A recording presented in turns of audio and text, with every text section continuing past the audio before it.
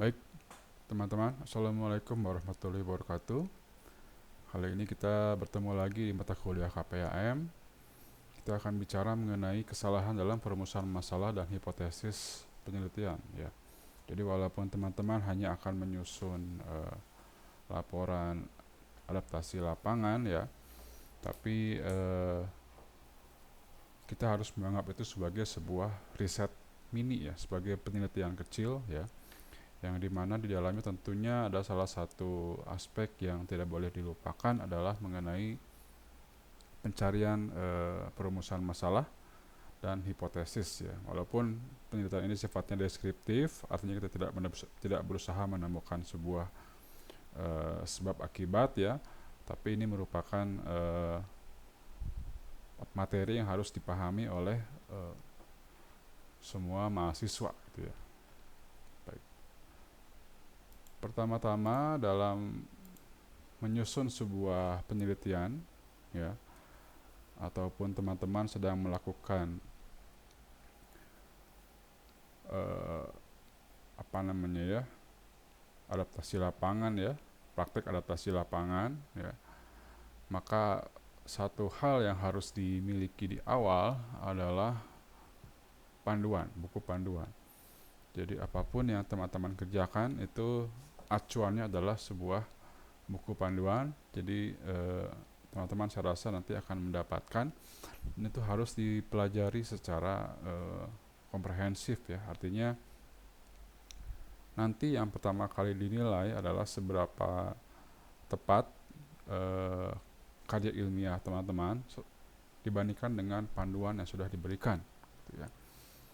Artinya sebagus apapun karya teman-teman, jika tidak sesuai dengan panduan maka akan salah, ya. Misalnya ditentukan bahwa maksimal halamannya 10 halaman, ya, sedangkan teman-teman bikinnya hanya 5, ya. Artinya ya itu ada yang tidak sesuai dengan panduan, ya. Nanti akan mendapatkan pengurangan nilai. Artinya nanti ketika teman-teman sudah dapat panduan, maka itulah yang harus dipelajari di awal, gitu ya. Yang kedua, aspek penting dalam sebuah penelitian adalah sebaiknya kita memilih topik yang sesuai minat dan keahlian, gitu ya. Jadi nanti teman-teman akan diberikan pilihan materi, ya, artinya bisa memilih kira-kira ingin menggali apa, ya, menggali aspek apa yang sesuai dengan bidang mata kuliah yang dipelajari oleh teman-teman. Kemudian silakan teman-teman eksplorasi, ya, dipelajari materi tersebut, dipahami secara mendalam, karena itu juga yang akan diujikan nanti dan digali dalam ujian, ya. Jadi jangan sampai ketika kita memilih misalnya topik yang tidak sesuai dengan minat atau keahlian kita, ini biasanya kita nanti akan tersendat-sendat, ya, akan terhambat dalam menyusun uh, penelitian, dan juga kita akan kesulitan dalam menjelaskan ketika ujian, ya. Jadi hati-hati ketika teman-teman diberikan pilihan topik yang bisa diteliti dalam penelitian atau dalam praktik lapangan, gitu ya, maka pilihlah topik yang memang teman-teman merasa menguasai di bidang tersebut, ya. Nah, nanti lebih lanjut lagi, ini ada topik yang pilihlah topik yang tidak kaku, ya.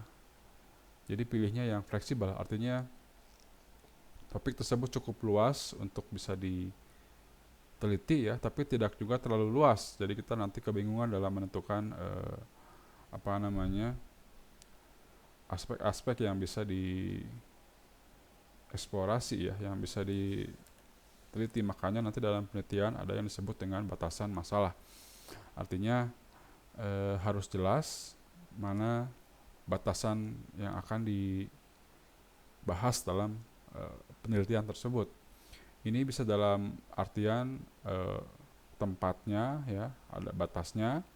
Misalnya apakah lingkupnya kampus, apakah lingkupnya beberapa kampus, atau negara atau internasional, ataukah batasannya waktu, misalnya proses yang terjadi dalam kurun waktu 5 tahun misalnya, atau bisa juga topik ya, topiknya nanti dalam beberapa hal kita hanya membahas beberapa aspek ya yang memang bisa diteliti dalam waktu yang diberikan gitu ya. Karena kita selalu meneliti dalam waktu dan sumber daya yang terbatas gitu ya. Jadi kita harus bisa menentukan batasannya kira-kira sampai mana kita bisa membahasnya ya. Jadi banyak beberapa teman-teman membuat skripsi yang karena terlalu idealis ya, itu topiknya terlalu bagus ya, terlalu luas. Memang hasilnya akan bagus, tapi nanti akan repot sendiri ya. Karena yang dilihat dalam sebuah skripsi ya, bukan hanya luasnya materi, tapi juga pemahaman teman-teman terhadap metode penelitian ya. Dan salah satunya dalam metode adalah kemampuan dalam menentukan scope ya, topik. Nah, ini yang ketiga dan keempatnya hampir sama ya. Artinya dalam menentukan topik harus yang cukup luas dan tidak kaku. Selanjutnya tadi ya, ini saya hanya ingin menguatkan bahwa topik yang bagus adalah yang sesuai dengan minat dan kompetensi teman-teman. Artinya jika ingin meneliti sebuah perusahaan misalnya, akan ada banyak aspek di sana, maka silakan yang kira-kira bisa teman-teman eksplorasi ya. Apakah dalam aspek misalnya pemasarannya, apakah dalam aspek manajemennya, apakah dalam aspek leadershipnya, atau misalnya dalam aspek keuangannya, atau misalnya digitalisasinya, ada banyak ya. Silahkan pilih yang kira-kira teman memang cocok di sana gitu. Dan nanti harus sesuai dengan kompetensinya, artinya materi tersebut memang sudah pernah teman-teman pelajari sebelumnya atau memang sanggup dipelajari gitu ya. Kita bisa aja mempelajari mengenai aspek keuangannya. Ini belum dapat mata kuliahnya nih ya, tapi kalau teman-teman benar-benar punya niat yang kuat, teman-teman bisa mempelajari hal tersebut ya. Jadi semuanya bisa diulas selama masih dalam cakupan materi perkuliahan ya. Artinya memang diajarkan walaupun teman-teman mungkin belum dapat mata kuliahnya gitu ya. Yang kedua ya tadi harus dilihat dari panduan akademik. Ketiga, fleksibel, cukup fleksibel, artinya tadi ya tidak cukup luas tapi juga tidak terlalu luas gitu ya. Kemudian nah ini yang cukup penting selanjutnya adalah punya cukup referensi ya. Mungkin kalau materi-materi yang umum akan sangat banyak referensinya. Kalau teman-teman bicara mengenai aspek pemasaran, manajemen, ya, keuangan, digitalisasi, itu semua ada sumbernya. Banyak sekali sumbernya. Bahkan masalahnya bukan dalam menemukan referensi, tapi tantangannya adalah dalam memilih referensi yang sesuai ya, yang ya kira-kira 5 tahun terakhir ya, kemudian harus dari jurnal-jurnal yang bagus gitu ya. Ini nanti kita akan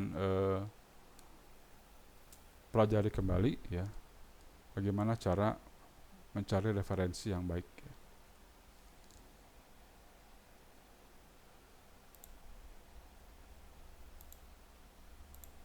Nah kemudian apa yang disebut dengan hipotesis? Hipotesis adalah kesimpulan awal ya, yang didapat dari hasil pengamatan lapangan atau pengamatan fenomena ya.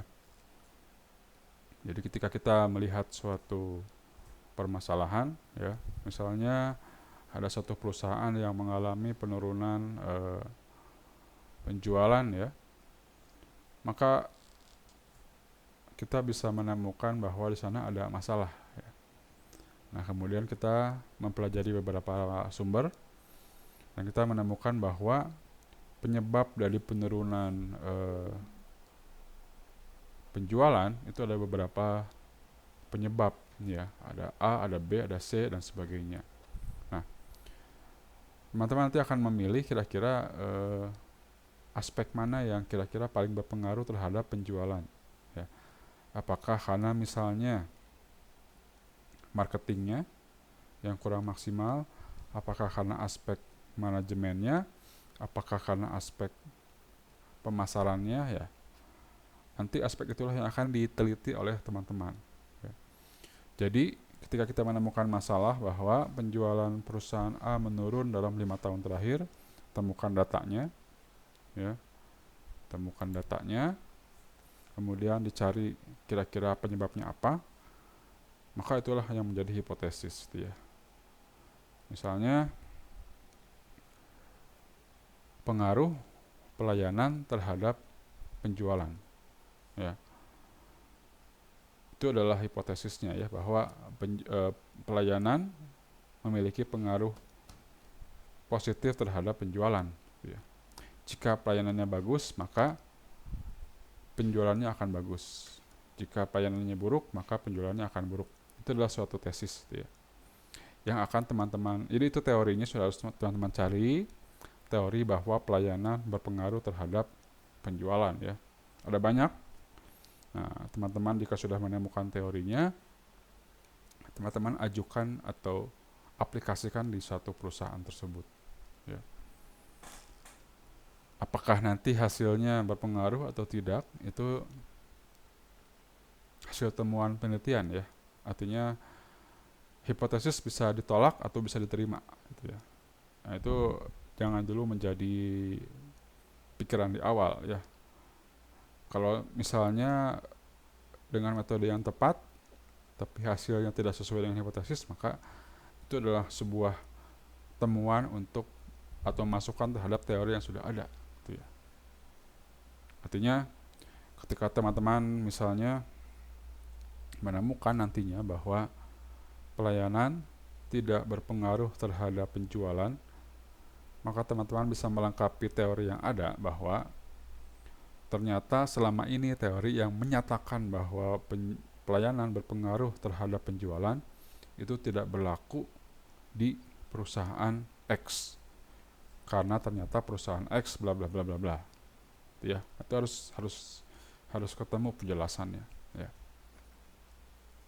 Jadi gitu teman-teman, dalam penelitian kualitatif di S1 ini sebenarnya dalam menulis skripsi ya, itu hanya akan menguji hipotesis ya, melalui metode yang tepat gitu ya. Jadi itulah yang akan diuji dalam sidang nanti ya. Apakah masalahnya sudah benar ya. Jika masalah awalnya sudah kurang tepat atau data awalnya salah, maka yang pasti hipotesisnya akan salah. Yang kedua, jika data awalnya sudah benar tapi metodenya salah, maka hipotesisnya akan salah juga ya. Tapi kalau data awalnya benar, metodenya benar, akan menghasilkan suatu temuan, ya akan menghasilkan sebuah kesimpulan penelitian yang bernilai ya. Gitu. Apakah itu sesuai dengan hipotesis atau tidak? Itu adalah sebuah temuan penelitian ya. Bisa jadi teori yang berlaku di suatu negara di Amerika ya, itu tidak berlaku di Cipacing ini di Indonesia ya, di desa misalnya ya. Atau misalnya teori manajemen yang populer 5 tahun yang lalu misalnya, ternyata sekarang sudah usang gitu ya. Itu merupakan hasil dari penelitian ya. Oke, kemudian penyebabnya dalam pembuatan hipotesis yang salah atau ya. Yang pertama adalah kesalahan dalam pengujian statistik, artinya data awalnya kurang benar ya. Kemudian spekulasi tak berdasar teori yang kuat, artinya kita hanya menerka-nerka, menduga-duga ya. Misalnya ketika tadi perusahaan penjualannya turun, kita hanya bisa menduga-duga ini karena pesugihan misalnya ya, atau karena diserang hal-hal mistik misalnya ya. atau misalnya karena ada saingan baru misalnya ya, tapi kita nggak punya dasar teorinya ya, hanya menduga-duga, hanya menerka-nerka ya, apalagi tidak secara ilmiah tadi. Nah, itu merupakan yang disebut dengan spekulasi ya. Artinya tidak punya dasar yang kuat. Kemudian ini kalau kita terlalu banyak pengujian ya, misalnya ada banyak hal yang menyebabkan sebuah perusahaan itu penjualannya menurun, dan kita uji dengan banyak teori ya, itu akan bikin bingung ya. Artinya nanti kita akan kesulitan dalam merumuskan hipotesis. Kemudian variabel tidak terdefinisi dengan baik. Artinya sebuah penelitian itu terdiri dari beberapa variabel ya. Misalnya pengaruh X terhadap Y ya. Nah, X-nya tidak jelas atau Y-nya nggak jelas ya. Misalnya pengaruh tadi ya, misalnya kita ingin menguji penjualan misalnya ya. Nah, ini kita nggak clear ini, misalnya kita bicara penjualan atau pemasarannya ya, atau misalnya nanti ke loyalitas misalnya ya, karena bisa jadi penjualan itu tinggi tapi rugi, perusahaan rugi, artinya dia ada kesalahan di di penentuan harga jual misalnya ya. Jadi nanti harus jelas misalnya, atau pengaruh kinerja terhadap penjualan misalnya ya. Nah, ini harus jelas kinerja siapa nanti. Apakah kinerja front office, apakah kinerja pimpinan, atau kinerja dari keamanan ya, harus jelas ya. Maka variabel dalam hal ini harus terdefinisi dengan baik. Ini bisa kita jelaskan, kita breakdown nanti di bab 1 dan bab 2 ya.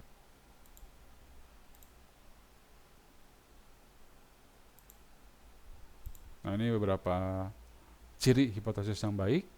Yang pasti tadi jelas, ringkas, dan spesifik ya. Harus dari judul, dari pernyataan hipotesis di bab 1 itu sudah clear masalahnya apa.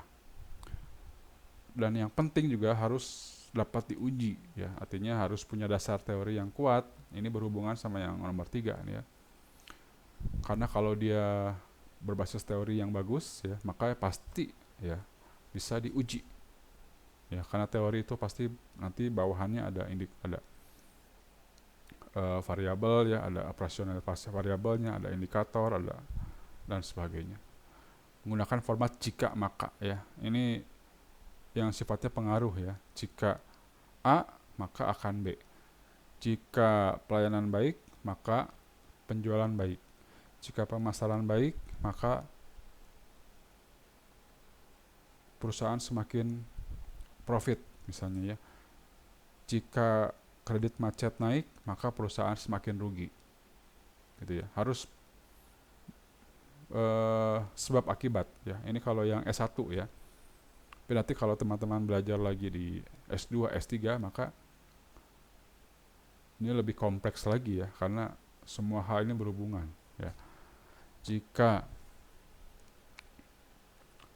pelayanan baik, maka keuntungan perusahaan akan meningkat ya, karena banyak produk yang terjual. Tapi juga bisa kebalikannya ya. Jika keuntungan perusahaannya meningkat, maka pelayanan juga akan semakin meningkat. Kenapa? Karena dengan keuntungan yang semakin meningkat, gaji semakin meningkat, maka karyawan juga semakin semangat dalam meningkatkan pelayanan. Tapi ini aspek lain lah ya. Teman-teman bisa meneliti ini, tapi tetap harus punya dasar teori yang kuat ya. Nah, kemudian harus jelas tadi pembedaannya antara variabel terikat dengan yang mengikat ya. Independen dengan depend X dengan Y-nya harus clear, harus jelas mana yang menyebabkan, mana yang penyebab ya. Mana yang sebab, mana yang akibat, maaf ya. Jadi karena pelayanan, maka keuntungan. Karena pemasaran maka keuntungan, atau karena kredit macet maka kerugian. Itu harus jelas. Baik, mungkin demikian yang bisa kami sampaikan. Makasih, ini akan bersambung ya. Sampai jumpa lagi di materi selanjutnya.